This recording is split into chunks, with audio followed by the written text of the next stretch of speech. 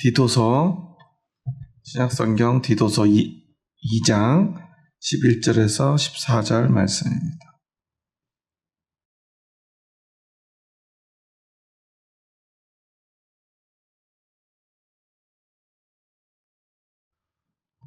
신약성경 디도서 2장 11절에서 14절 말씀 다 같이 한 목소리를 받들어 읽겠습니다. 모든 사람에게 구원을 주시는 하나님의 은혜가 나타나 우리를 양육하시되 경건하지 않은 것과 이 세상 정욕을 다 버리고 신중함과 의로움과 경건함으로 이 세상에 살고 복스러운 소망과 우리의 크신 하나님 구주 예수 그리스도의 영광이 나타나심을 기다리게 하셨으니 그가 우리를 대신하여 자신을 주심은 모든 불법에서 우리를 속량하시고 우리를 깨끗하게 하사 선한 일을 열심히 하는 자기 백성이 되게 하려 하심이라. 아멘. 네, 지난 시간에 이어서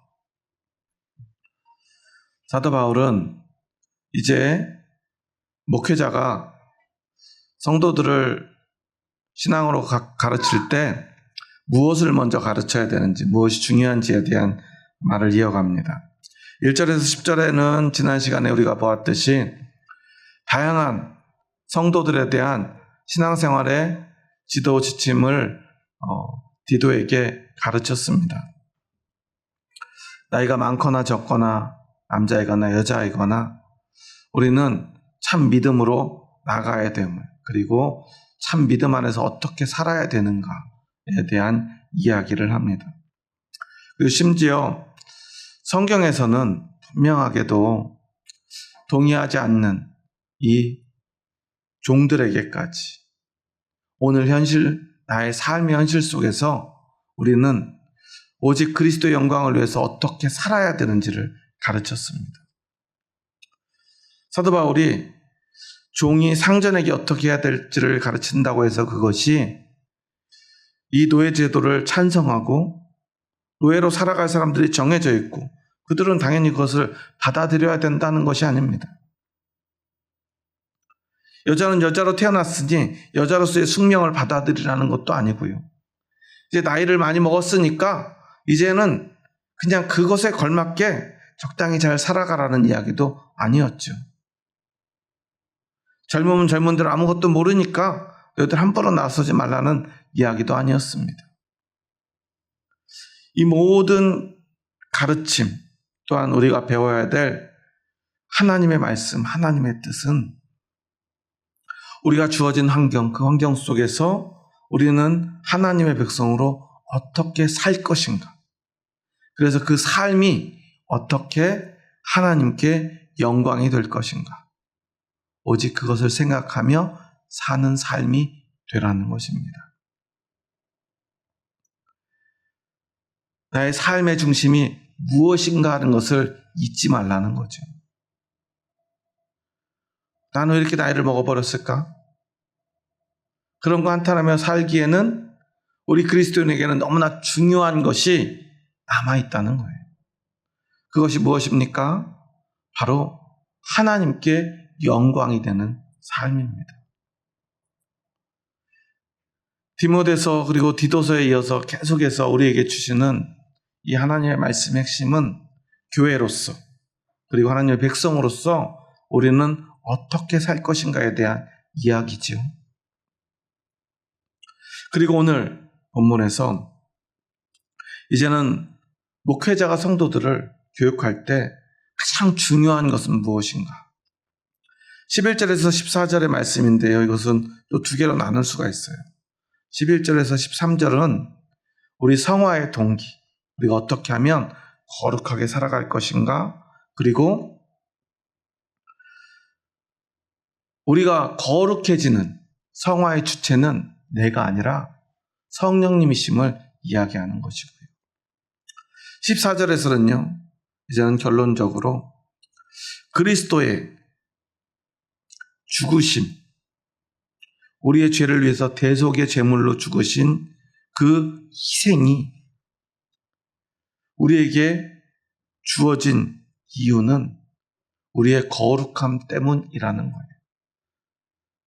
너무나 당연하게도 우리의 구원을 위해서 예수님은 죽으셨습니다. 하지만 거기서 끝나지 않고 구원받은 우리 하나님의 백성들은 또한 하나님 앞에서 선한 삶을 살아가야 된다는 거예요. 그런데 여기서 우리가 기억해야 될 게 하나 있습니다. 우리는 이 구원과 선한 삶이 어떻게 이어지는가에 대한 생각을 잘 못한다는 거예요. 우리는 구원은 누가 하시는 거예요? 예수님이 하시는 거죠. 하나님이 예수님의 십자가를 통해서 우리를 구원하시는 거예요. 거기까지 끝. 그리고 우리의 선한 삶은 어떻게 해야 돼요? 누가 책임져야 돼요? 내가 책임져야 돼요.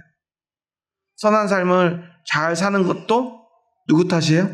내 탓이고, 잘하지 못하는 것도 내 탓이에요.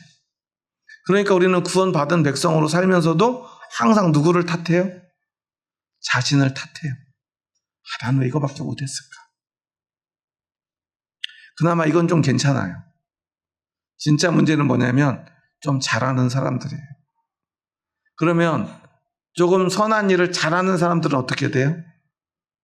잘 못하는 것도 내 탓이니까 잘하는 것도 누구 덕이에요? 내가 열심히 한 덕이에요. 누구 공이에요? 내 공이에요. 그러니까 내 공로예요. 그렇게 되는 거예요. 그런데 성경은 우리에게 그렇게 가르치지 않아요.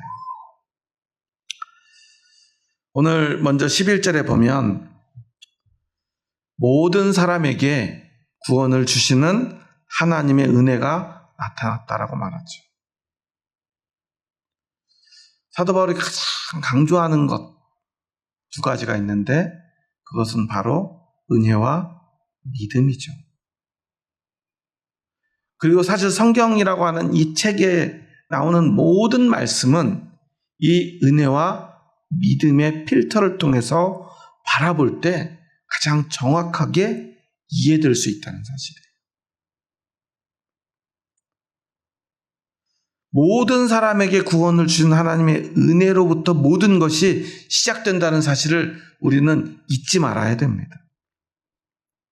그리고 여기 이 말씀 자체에서도 우리가 오해하는 게 하나 있어요. 하나님의 은혜는 누구에게 임합니까? 모든 사람. 그래서 사람들은 이런 말씀들을 가지고 어떤 그 신학적 견해를 이야기하고 주장하냐면요. 만인 구원설을 이야기를 해요. 세상 하나님은 모든 사람을 구원하시기 원한다. 예수님은 언제 온다고 우리는 믿죠? 복음이 어디까지 가야 돼요? 땅 끝까지. 그 말의 의미는 뭐예요? 그 복음을 안 들은 사람이 하나도 없게 되는 그 순간이겠죠.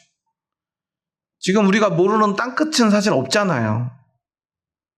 그리고 지금 복음이 전해지지 않은 나라는 없을 거예요. 한 번이라도 전해지지 않은 나라는 없을 거예요. 그럼 예수님이 오셨어야죠. 그리고 더 중요한 것은 모든 사람이 이제 그 복음을 듣고 하나님이 한 사람도 빠짐없이 모든 사람에게 은혜를 베풀기 원하시니까 우리는 그들에게 복음을 전해야 돼요. 아니 그냥 전하는 게 아니라 그들이 그 복음을 믿도록 해야 돼요. 왜냐하면 하나님이 그렇게 계획하셨으니까. 그런데 이것을 그렇게 생각하면 문제가 생겨요. 하나님은 완전하신데요. 하나님이 계획하신 일이 안 이루어지면 어떤 문제가 생기죠? 하나님이 완전하지 않게 되는 거예요. 그래서 과거에 기독교인들이 어떤 일을 벌입니까? 복음을 알지 못하는 나라에 쳐들어가서 전쟁을 하고요. 전쟁에 승리하면 그들을 묶어놓고요. 무릎 꿇려놓고요. 복음을 전해요. 예수 믿는 사람들은 어떻게 해요? 살려줘요. 안 믿는 사람들은 어떻게 해요? 죽여야 돼요. 살아있으면 안 돼요. 왜? 모두가 예수님을 믿어야 하니까. 이게 하나님의 뜻일까요? 아니죠. 하나님은 그런 말씀을 하신 적이 없어요.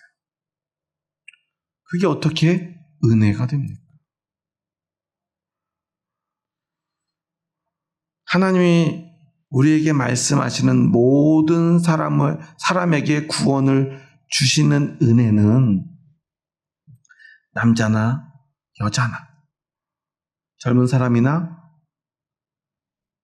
늙은 사람이나 종이나 주인이나 피부색이 검으나 희나 상관없이요, 차별 없이 누구라도 예수 그리스도를 믿는 자는 모두가 구원을 받을 수 있는 차별 없는 은혜를 말하는 거예요. 내가 이제까지 어떻게 살아왔든, 내 환경이 어떠하든, 내가 뭔가를 많이 알고 있든 모르고 있든 상관없이, 남녀차별이 극심했던 당시에 여성이라 하더라도, 주체적 삶을 살 수 없었던 그때에 여성들도요, 스스로 예수님을 믿을 수 있다는 것을 가르치는 거예요. 자기 결정권이 없던 종들도요, 예수 그리스도 믿으면요, 구원받을 수 있다는 거예요. 주인의 소유물이지만 세상에서는 그래서 자기 마음대로 어디 갈 수가 없어요. 그런데 하나님의 나라는 갈 수 있다는 거예요. 과거에 우리나라에도 그런 일들이 있었죠. 주인과 노비가 같은 교회를 다녀요. 그런데요, 노비였던 사람이요, 주인보다 먼저 장로가 돼요. 있을 수 없는 일이죠. 사실 장로가 계급이 높은 건 아닌데, 어쨌거나 우리나라 사람들의 정서상 교회는 누가 제일 높아요? 누가 제일 높아요? 하나님이 제일 높죠. 목사님이 제일 높으면 안 돼요. 물론 우리 눈에 보이는 생각은 목사님이 제일 높고 장로님이 높고, 아니면 어떨 때 보면 장로님이 목사님보다 더 높은가 싶기도 하고, 연세도 더 많으시고요. 어쨌거나 목사님, 장로님, 권사님, 안수 집사님, 서리 집사님, 그리고 성도님, 이런 어떤 순서가 있잖아요. 그런데 자신이 부리던 노비가 먼저 장로님이 돼요. 세상에서는 있을 수 없는 일이죠. 그런데는 교회는, 하나님의 나라에서는 그게 가능하다는 것, 이게 바로 은혜예요.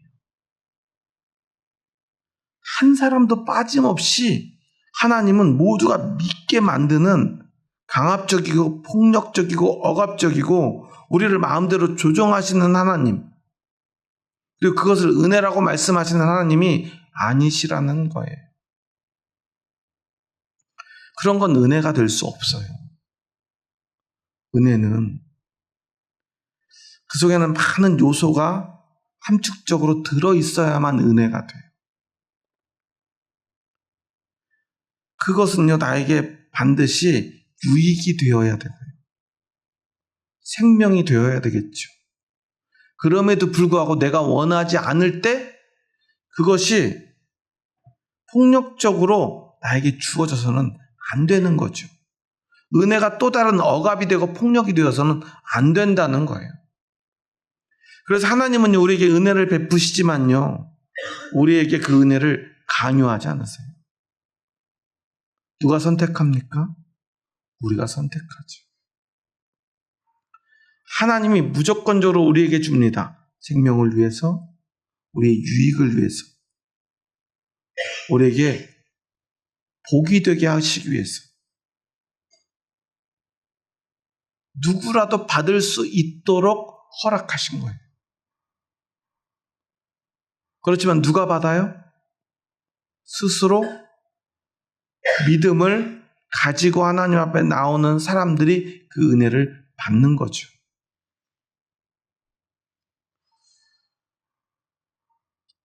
한 고시원에서요, 자신의 고시원에 들어오면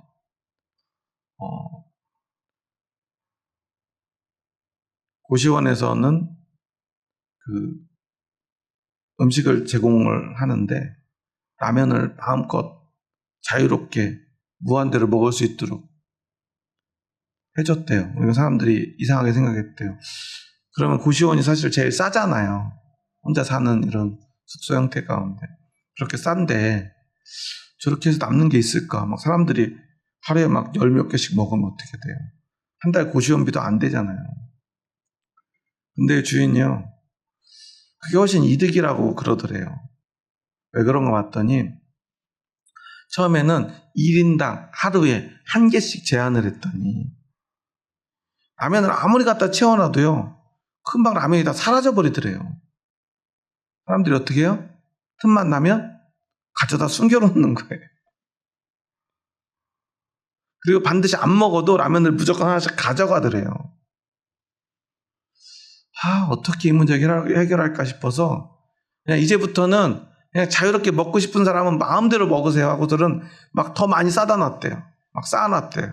근데 처음에는 막 가져가더니 그래도 계속 채워놓으니까 라면은 아무 때나 먹을 수 있구나.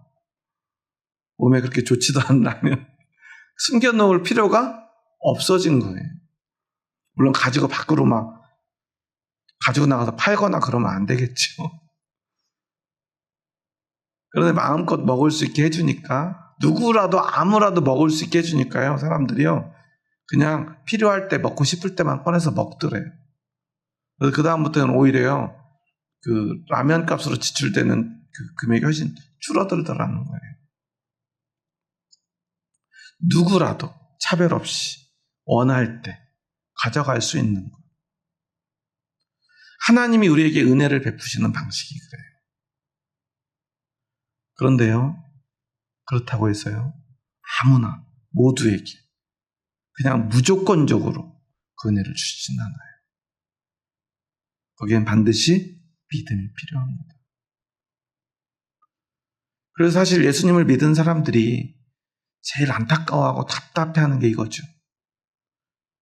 예수 믿으면 우리 어디 간다고 믿어요? 천국 간다고 믿잖아요. 세상에 지옥 가고 싶은 사람 있을까요? 없겠죠. 그래서 우리는요, 예수님 믿기만 하면 천국 간다는데, 남녀노소 누구나, 심지어 이렇게 계급 있던 시절에 종들도 갈 수 있는 천국이에요. 차별 없이. 아무리 차별이 심한 나라에서도요, 누구나 갈 수 있어요. 요즘 이제 선거가 코앞이니까 막 보수네 진보네 막 싸우잖아요. 어느 정당 지지자 또는 어떤 그 정당의 당원 막 이런 얘기 하잖아요. 우리나라 양대 정당, 민주당, 국민의힘, 어떤 정당의 당원이 천국에 갈 수 있죠? 만약에 천국 가는 조건이 뭐 국민의힘 당원만 갈 수 있다면 그 당원 가입자 수는 얼마나 될까요? 아니면 그 당에 가입하지 못하면 천국에 갈 수 없다면 참 얼마나 억울합니까? 그러면 지지하는 정당을 바꿔야 되고 그 당에 가입해야 되잖아요. 하나님은 그러한 차별을 없애셨다라는 거예요. 이 복음이 우리에게 은혜인 이유 중에 하나는 어떠한 차별도 없다는 거예요. 세상에 어떠한 조건도 상관이 없다라는 거예요. 이게 너무나 큰 것입니다. 그런데 우리는 이것을 자꾸 잊어버려요. 그리고 그렇게 우리는 하나님의 이 은혜의 방식으로 또한 복음을 전해야 돼요. 누구에게라도 복음을 전할 수 있어야 돼요. 그렇지만 그들이 원하지 않는 그것을요, 우리가 강제할 수 없다는 사실도 잊지 말아야 돼요. 그들이 원해야 돼요. 믿음이 있어야만 해요. 그리고 우리의 복음을 이 너무나 소중한 은혜를요, 그럼에도 불구하고 우리는요, 그들에게 강요할 수 없어요. 이 복음으로 그들을 괴롭게 해서도 안 돼요. 하지만 우리는 그들에게 복음을 전할 사명이 있죠. 그럼 우리는 어떻게 복음을 전해야죠? 하나님처럼 전해야 돼요. 하나님은 이것을 위해서 무엇을 하셨습니까? 우리 한번 14절 말씀 다시 한번 읽어볼까요?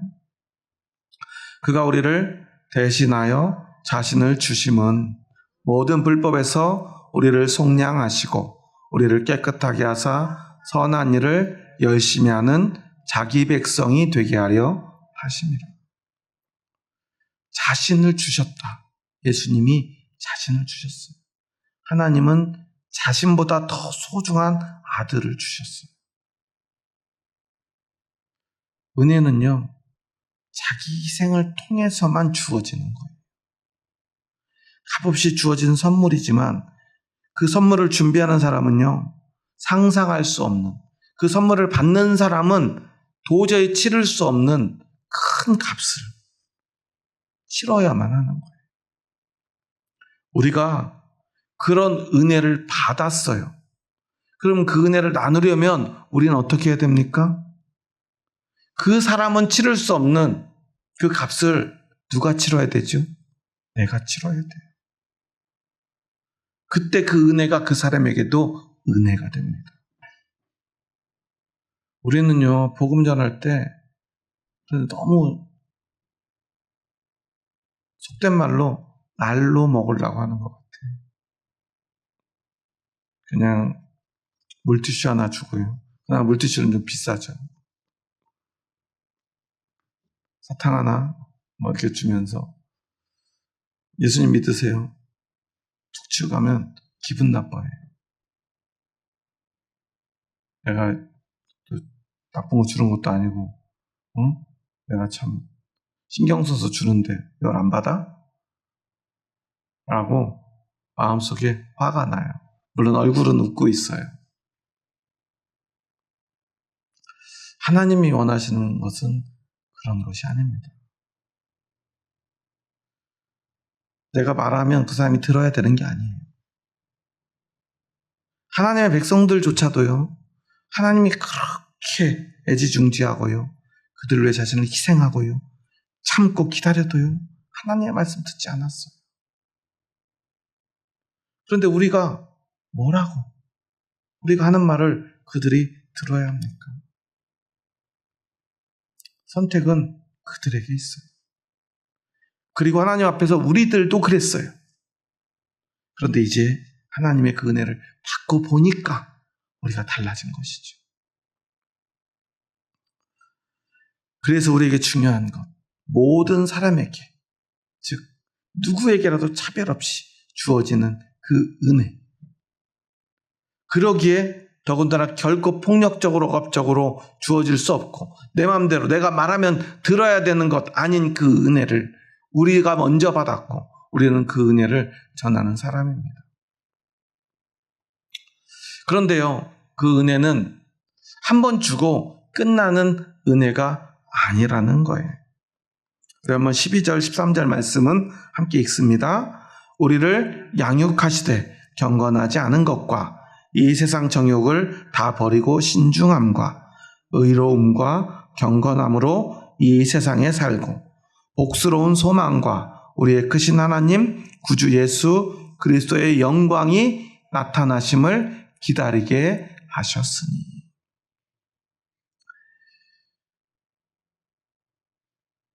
우리를 구원하시고 구원하시기 위해서 은혜 베푸시고 우리를 믿음으로 이끄신 하나님은 우리가 그 은혜 앞에서 믿음의 고백을 드리고 구원받으면 이제 그것으로 우리를 먼저 속량, 곧 죄를 사해 주시고 새로운 신분을 주세요.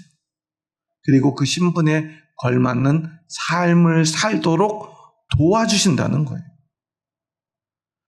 우리를 양육하신다고 말하고 있어요.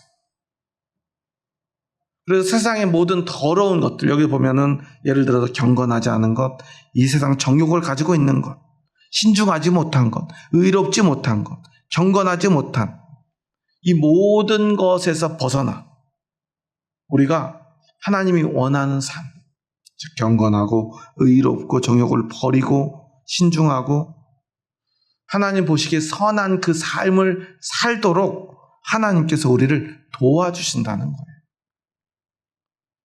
이게 바로 성령의 견인, 곧 우리를 도와주시는 보혜사 성령님이 우리를 이끄시는 것입니다.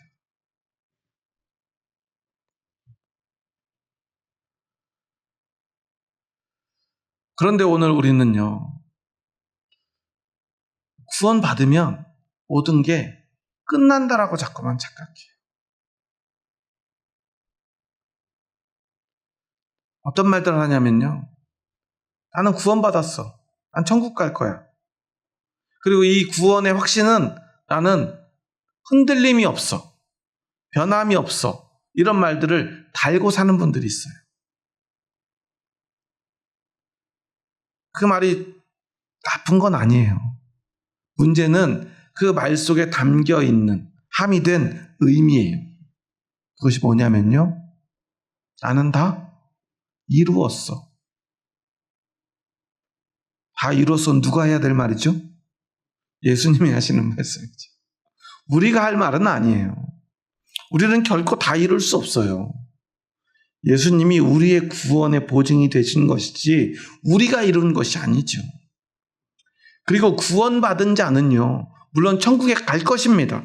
진짜 구원받은 자, 진짜 믿음이 있는 사람은요, 그 은혜로 말미암아 우리가 뭐 나이가 많건 적건 남자든 여자든, 지금은 신분이 없지만 신분이 어떠하든, 우리가 성공했든 실패했든, 남들이 보기에 이 사람이 정말 좋은 사람이든 아니든 상관없이 하나님 보시기에 선한 사람, 하나님의 백성 되어 하나님의 나라에 반드시 갈 것입니다.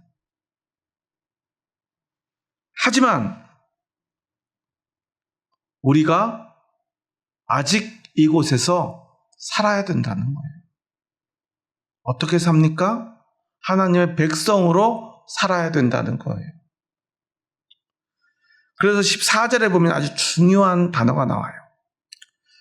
그가 우리를 대신하여 자신을 주심은 모든 불법에서 우리를 속량하시고 우리를 깨끗하게 하사 선한 일을 열심히 하는 어떤 백성이 돼요? 자기 백성이 되게 하려 하심이라. 예전 성경은요, 이걸 친백성 이렇게 얘기를 했어요. 같은 말이에요, 사실. 하나님이 특별히 따로 뽑아놓은 백성. 원래 이 자기 백성, 친백성이란 단어는 헬라어 라온 페리우시온이라는 단어를 쓰는데요. 이 단어의 히브리어 단어는 스골라라는 단어예요. 이것의 뜻은 뭐냐면 전쟁을 해요. 전쟁에서 승리를 해요. 그리고 나면 전리품을 챙기잖아요. 그런데 그 많은 전리품 중에 왕이 특별히 자기를 위해서 이건 내 거야 라고, 요즘 속된 말로 하면 찜한 전리품. 누가 찜해요? 왕이 특별히 찜해 놓은 그 전리품을 바로 이 스골라라고 말해요. 친백성, 자기 백성. 우리는요, 하나님이 특별히 선택한, 속된 말로 찜해 놓은 백성. 하나님이 특별히, 다른 건 내가 필요 없는데 이건 내가 꼭 가질 거야. 왕이 먼저 선택하면 누가 그거 가져가면 돼요, 안 돼요? 안 되죠. 여러분은요, 하나님이 찜해 놓은, 하나님이 다른 건 내가 필요 없고 얘는 꼭 필요해 라고 딱 찜해 놓은 자기 백성이라는 사실이에요.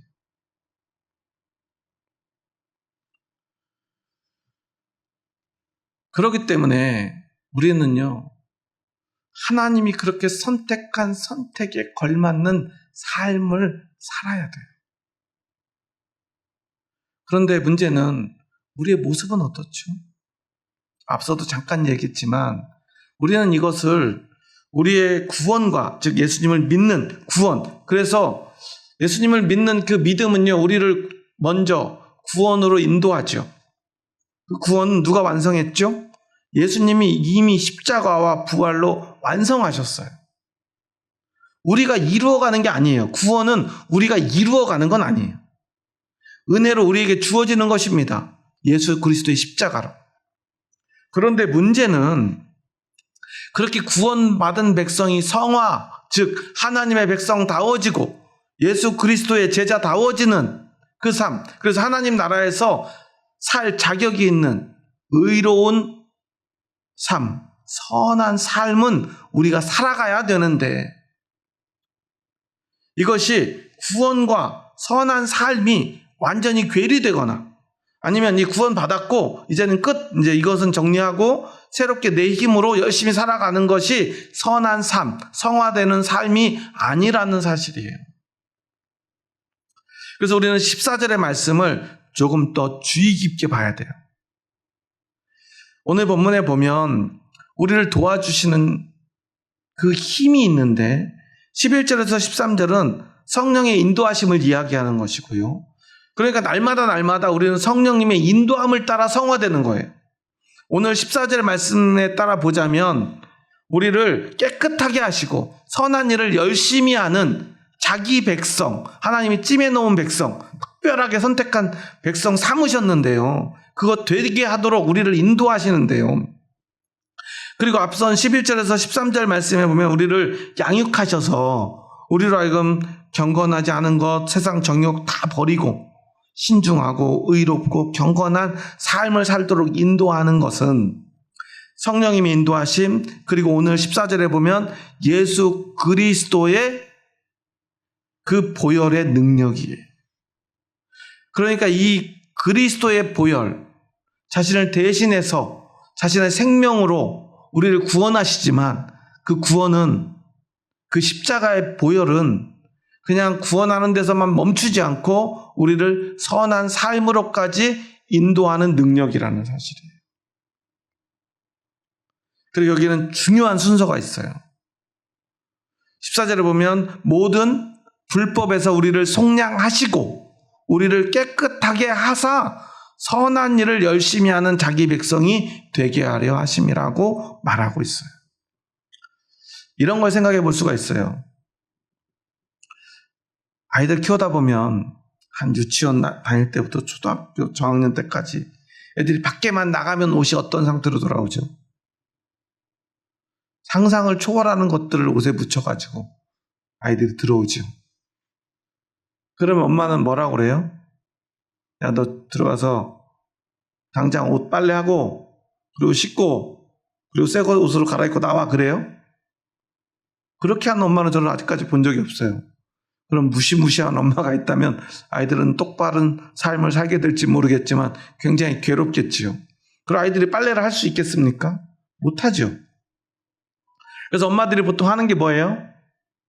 당장 거기에서 들어오지 말고 뭘 벗어요? 옷을 벗어. 누가 빨아주게? 내가 빨아줄 테니까. 너 들어오지 말고, 더러운 옷 입고 들어오지 말고 거기 서서 벗고 들어와. 어디로 가요? 화장실로 들어가서 깨끗이 씻어. 근데 그나마도 잘 못 씻는 애들은 어떻게 해야 돼요? 옷은 놔둔 채 아이를 안고 들어가서 아이를 씻겨줘야죠. 그것도 깨끗하게 씻어줘야죠. 그리고는 뭘 해야죠? 깨끗한 수건으로 물기 닦아주고 새 옷을 입혀줘야죠. 빨래는 누가 해요? 엄마가 해야죠. 아이는 왜 나와서? 그 고생을 엄마들이 하죠. 그러면 아이들도 어때요? 아이들도 이제 커나가면 깨끗한 옷을 입으면 어떤 행동을 합니까? 조심하게 돼 있어요. 점점. 그런데 아이들도요, 한번 옷이 더러워지면 어떻게 해요? 그때부터 신이 나기 시작해요. 막 더럽혀도 괜찮아요. 어차피 더러워졌으니까. 그런데 그러면서도 항상 불안하죠. 엄마한테 어차피 혼나야 되니까. 그러다가요, 엄마가 그 옷을 벗기고요, 씻기고요, 깨끗한 옷을 입히면 다시 조금 조심스러워져요. 하나님이 우리에게 주신 은혜는 바로 이런 거예요. 우리한테 야, 너 그 더러운 옷 당장 네 힘으로 씻고 옷도 빨고 목욕도 네가 알아서 하고 앞으로 깨끗하게 살아. 아니면 그 더러운 옷 입고 있는 바깥에서 너 지금 그 옷 당장 깨끗하게 만들어. 깨끗하게 할 수 있어요? 갑자기? 진흙구덩이에 굴렀는데요. 옷이 이미 흙이 다 묻었는데요. 어떻게 깨끗하게 합니까? 방법이 없어요. 아이들 할 수 있는 것은요, 그 자리에서 우는 것밖에 없죠. 그렇게 못해요. 깨끗하게 못해요. 하고 울 수밖에 없지 않습니까? 그런데 우리는 자꾸만 그렇게 생각을 한다는 거예요. 하나님, 저 열심히 살아봤어요. 선한 삶을 살려고, 착하게 살려고, 좋은 일 하려고, 하나님의 백성답게 살려고. 그런데 자꾸만 넘어져요. 자꾸만 깨지고요. 잘 되지 않아요. 그러니까 자꾸만 우리는 우리 스스로를 정죄합니다. 그리고 나중에 어떻게 돼요? 포기합니다. 아, 난 안 돼. 어쩔 수 없어. 그런데 하나님은요, 그런 걸 원하시는 게 아니라는 사실이에요. 먼저 우리를 깨끗하게 하고요, 깨끗하게 할 수 있는 힘을 주시고요, 깨끗하게 살 수 있도록 옆에서 도우시고요. 비가 옵니다. 미끄러운 길을 걸어가요. 아이들은 잘 넘어지죠. 가다가 미끄러운 길을 밟고 넘어지려고 그러면 옆에 엄마가 있으면 넘어지게 놔두고 넘어지면 아유 고소하다 그래요? 아니죠. 미끄러져 넘어질 것 같으면 붙잡아 주죠. 하나님은 그렇게 우리를 붙잡아 주세요. 도와주세요. 물이 안 튀도록, 넘어지지 않도록, 더러워지지 않도록 도와주신다는 거예요. 우리가 그렇게 깨끗하게 살 수 없지만 하나님이 도와주신다는 거예요. 그리고 우리 안에는 늘 예수 그리스도의 십자가의 능력이 함께하면서 우리에게 힘을 주고 우리를 씻어주고 닦아주고 갈아입혀 주신다는 거예요. 그러니 우리는 날마다 새로워지고요. 새로워진 모습으로 다시 시작하면 되는 거예요. 그렇기 때문에 우리는요, 우리가 나중에 어느 순간에 돼서 거룩해져요. 정말 이전보다 더 거룩하고 착하고 오늘 본문의 말씀처럼요, 열심히 깨끗하게 살아요. 자랑할 것이 있습니까? 없습니까? 없어야 돼요. 그런데 자신의 신앙을 자랑하는 사람들은 어떤 사람들이에요? 구원 따로 받고요, 선한 삶을 자기가 열심히 해낸 사람들이에요. 그건 진짜 선일까요? 아니죠. 여러분 생각해 보세요. 앞에서 이야기한 옷이 더러워진 아이가 집에 들어왔어요. 엄마가 너 그게 뭐야? 당장 옷 벗고 들어와. 아이가 자존심이 상해서 어머니, 제가 깨끗해져서 돌아오겠습니다. 집을 나가요. 한 20년쯤 혼자서 밖에서 어떻게 살았는지 모르겠지만 말끔한 양복 입고 돌아와서 깨끗하게 돌아왔습니다. 그걸 바라는 엄마가 있을까요? 그러나 깨끗해졌으니까 좀 괜찮죠? 이 정도면 충분하지요? 자랑합니다. 20년 동안 저 노력 많이 했습니다. 애썼습니다. 엄마가 그걸 원할까요? 그걸 원하는 엄마는 병원에 가봐야 되겠죠. 하나님도 그런 걸 원하지 않아요. 우리가 우리 힘으로 알아서 잘 살기를 원하시는 것이 아닙니다. 하나님과 함께 그 모든 시간들을 함께하며 때로는 하나님을 아프게 하고 괴롭게 하고 슬프게 하지만 하나님과 함께 성장해 가기를 하나님은 원하신다는 거예요. 그래서 하나님으로 말미암아 우리가 거룩해지고 깨끗해지고 우리가 하나님 손잡고 열심히 할 수 있는 사람이 되는 것, 그것을 원하신다는 거예요. 그리고 그것까지 포함해서 그것이 바로 하나님의 은혜인 것입니다. 여러분 어떤 삶을 살기 원하십니까? 여러분은 어떤 믿음을 가지고 계십니까? 그런데 한국의 그리스도인들은요, 한국의 교인들은요, 너무나 양극단에 치우쳐져 있어요. 분명히 예수님을 믿었어요. 은혜를 받았어요. 구원의 확신도 있습니다. 그런데 한쪽에는요, 나는 안 돼. 내가 참 20년을 해봤더니 내가 예수님 믿어서 담배를 끊어보려고 했는데 담배는 못 끊어. 난 안 돼. 그래서 담배와 함께 교회에서 사라지시는 분들이 있어요. 무슨 바람과 함께 사라지다도 아니고요. 내가 술을 끊어보려고 하는데 난 도저히 못 끊겠어. 술과 함께 사라지시는 분들이 있고요. 내가 하나님 앞에 헌금을 좀 많이 드리고 싶은데 내가 먹고 살기 바쁘다 보니까 이게 잘 안 되네. 어차피 헌금도 못하는 거 그만둬야지. 이런 얘기는 사실 저희 교회 제가 16년을 목회하면서 실제로 있었던 일들이에요. 술과 함께 사라지고요. 담배와 함께 사라지고요. 헌금 못한다고 저는 목사님한테 도움이 안 되는 것 같아요. 그리고 떠나시고요.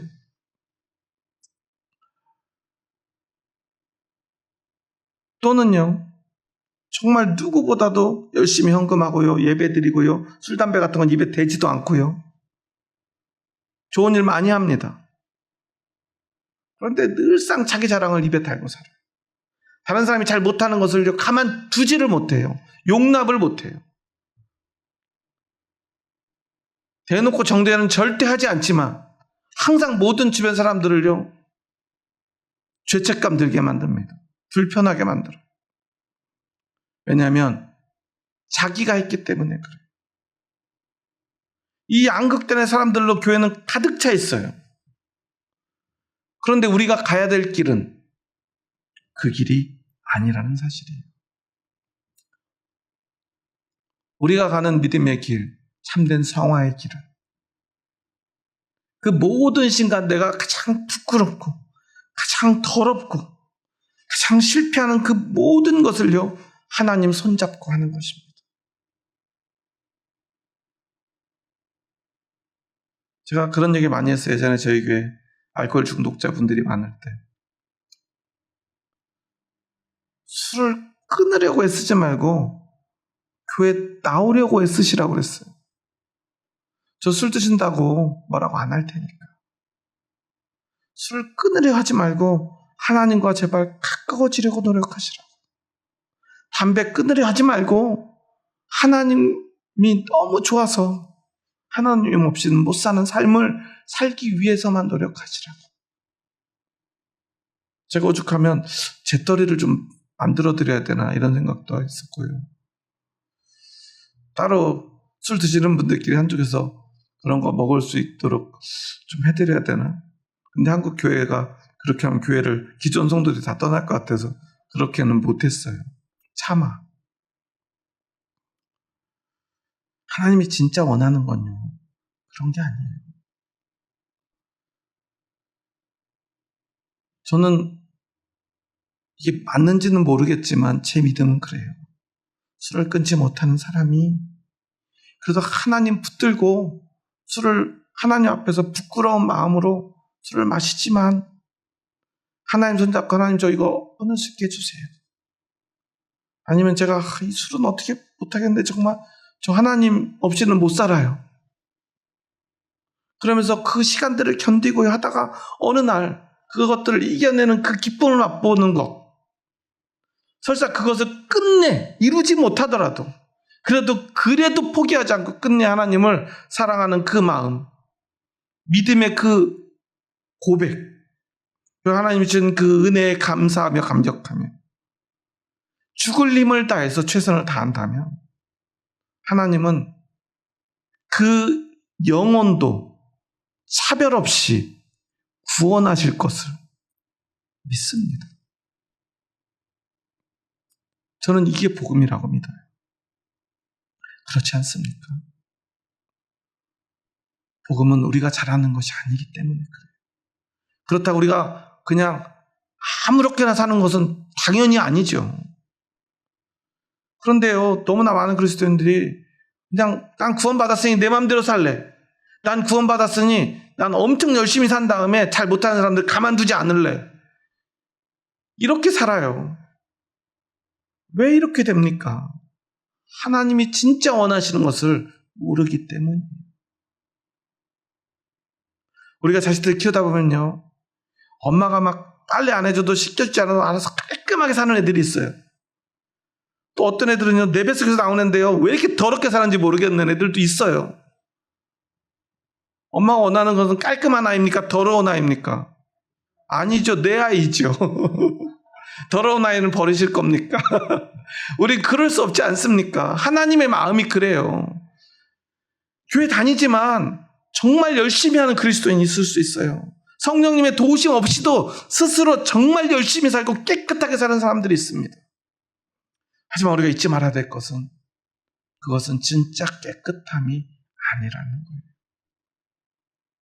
성령님의 도우심 없이 하나님의 은혜 없이 깨끗한 것은 그것 자체로 가장 더러운 것입니다. 하나님이 원하시는 깨끗함은 열심, 우리의 자랑, 우리의 의로움이 아니기 때문이에요.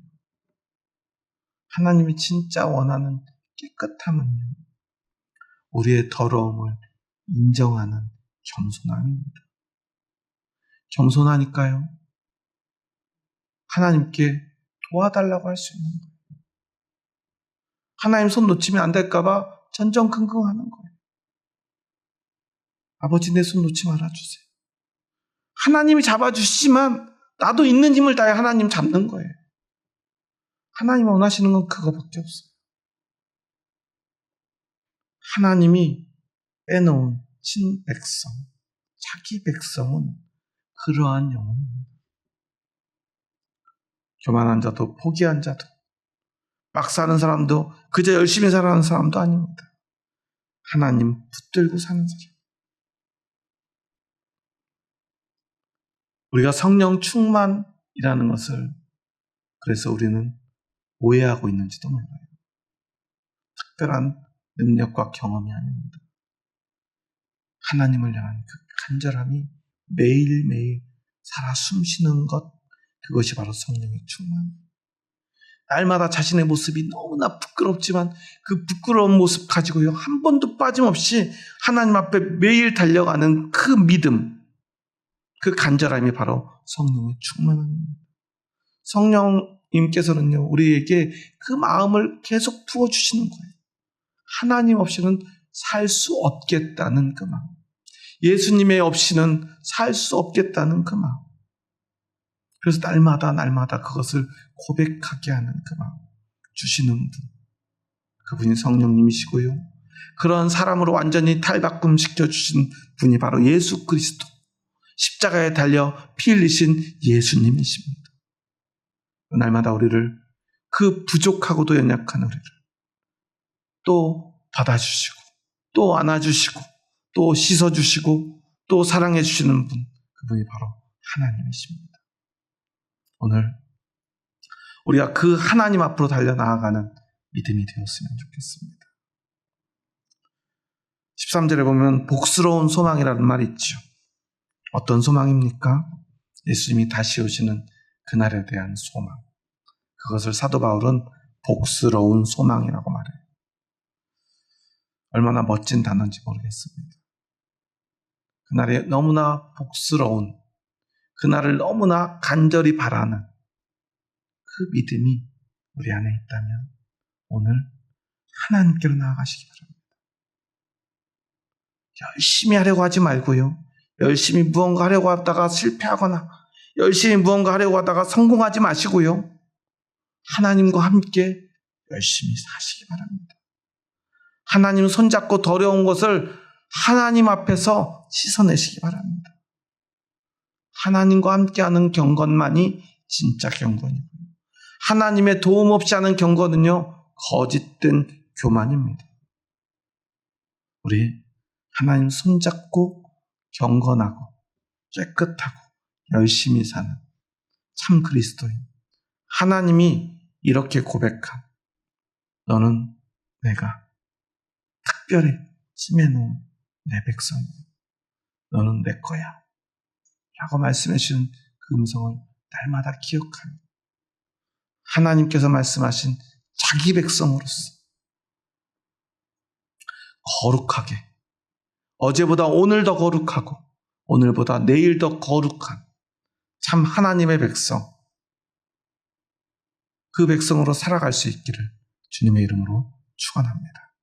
기도하시겠습니다. 하나님 감사합니다. 저희 부족하고 연약한 자들 사랑하셔서 저희들을 친백성 삼아주시니 감사합니다. 하나님의 그 은혜가 아니라면, 하나님의 그 선택이 아니라면 오늘 우리가 어찌 이곳에 서 있을 수 있겠습니까? 우리는 결코 하나님의 그 거룩하심 앞에 설 수 없는 죄인임을 고백합니다. 하지만 하나님은 우리에게 은혜 베푸셨고, 그 은혜는 차별 없는 은혜이기에 우리같이 부족한 자, 우리같이 자격 없는 자에게도 영원한 생명이 되고 영원한 자격이 되었음을 고백합니다. 모든 사람에게 구원을 주시는 하나님의 은혜가 바로 여기에 있으며, 내가 바로 그 은혜의 증거임을 고백합니다. 하지만 그렇게 은혜 베푸시고도 그 은혜는 멈추지 않고 우리를 양육하여 우리를 경건하고 의로운 곳으로 인도하며 우리를 깨끗하게 하사 선한 일을 열심히 하는 자기 백성 되게 하셨음을 고백합니다. 내가 누구인가를 기억하며 오늘 오직 하나님과 함께 때로는 실패하더라도 포기하지 않고, 때로는 더러운 이 모습이 너무나 부끄럽지만 그 부끄러운 모습 가지고 하나님의 은혜를 힘입어 하나님 앞에 나아가며 하나님 손잡고 어제보다 더 거룩한 오늘을 살며 오늘보다 더 깨끗한 내일을 살아갈 수 있도록 도와주시옵소서. 그리고 오직 그 믿음으로 하나님 손잡고 하나님의 인도하심과 도우심을 의지해서 거룩한 삶을 살아낼 수 있는 저희들 되게 하여 주시옵소서. 이제는 우리 주 예수 그리스도의 은혜와 하나님의 사랑하심과 성령님의 교통하심이 오늘 하나님이 원하시는 거룩하고 깨끗한 그리고 선한 일을 열심히 하는 하나님의 백성 되기 원하는 이 자리에 머리 숙인 한 영혼 한 영혼 머리 위에 이제로부터 영원토록 함께 하시기를 간절히 축원하옵나이다. 아멘.